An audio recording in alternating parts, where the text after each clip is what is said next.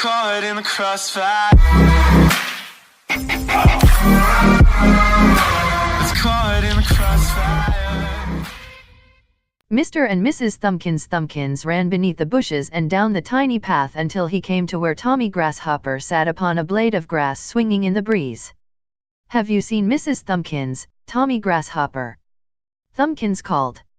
"I have been asleep," replied Tommy Grasshopper, "and I haven't seen her." "Oh dear! Oh dear!" cried Thumbkins. "She has not been home all day." "Perhaps she went over to see Grandpa Chewbacca Worm," suggested Tommy Grasshopper, as he flicked his wings and made the blade of grass swing up and down. So Thumbkins thanked Tommy Grasshopper and ran over to Grandpa Chewbacca Worm's house. Grandpa Chewbacca Worm was sitting upon a blade of grass, swinging in the breeze and smoking his old clay pipe. "Oh, Grandpa Chewbacca Worm! Have you seen Mrs. Thumbkins? She has not been at home all day and I cannot find her," cried Thumbkins. "Yes, I saw her early this morning going down the path with her acorn basket," said Grandpa Chewbacca Worm as he blew a few rings of smoke in the air. "Perhaps she has gone to the katydid grocery store to buy something," Grandpa Chewbacca Worm added as he bounced up and down on his blade of grass. So Thumbkins thanked Grandpa Chewbacca Worm and went on down the tiny path. "Hello, Thumbkins," cried a cheery voice as Thumbkins ran under a bunch of flowers. "Where are you going in such a hurry?" Thumbkins saw Billy Bumblebee sitting upon one of the flowers, swinging in the breeze. "Mrs. Thumbkins has not been home all day," said Thumbkins. "And I cannot find her anywhere." Replied Billy Bumblebee. "Let me think." This was his way of thinking very hard. "Perhaps she has gone over to see Grandpa Chewbacca Worm, Mr. Thumbkins."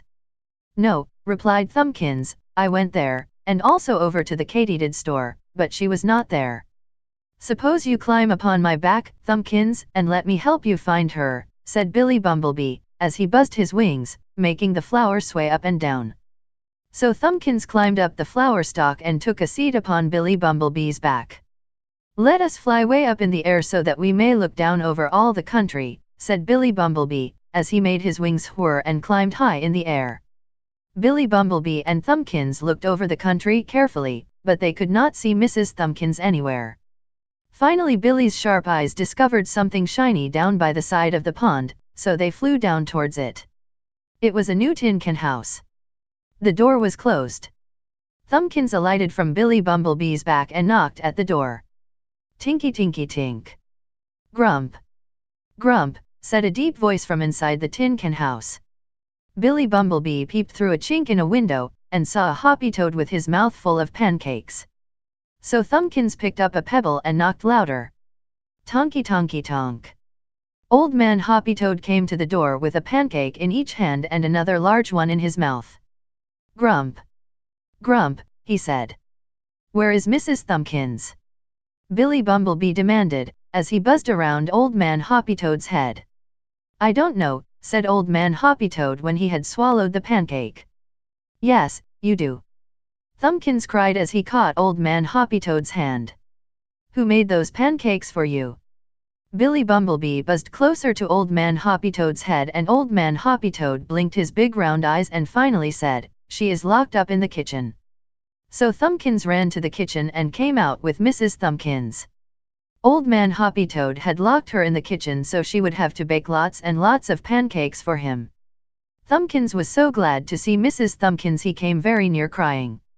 And Billy Bumblebee said to Old Man Hoppy Toad, "Now you must leave our neighborhood, for we do not permit anyone to bother anyone else in the town of Tiny Things."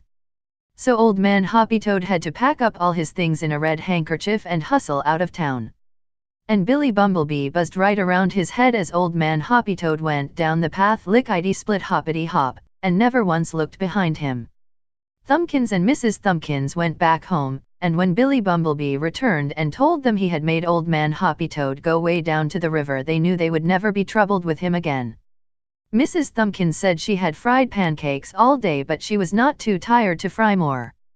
So she made a lot of pancakes, while Billy Bumblebee flew home and returned with a bucket of honey, and they had so many pancakes Mrs. Thumbkins asked Billy Bumblebee if he would fly around and invite all the neighbors in to help eat them. Tommy Grasshopper, Grandpa Chewbacca Worm, and all the other friends of the Thumbkins came and ate the lovely pancakes, covered with the delicious honey. And, after eating as much as they could, everybody caught hold of hands and danced until late in the night, for the Katydid Orchestra was there to furnish the music.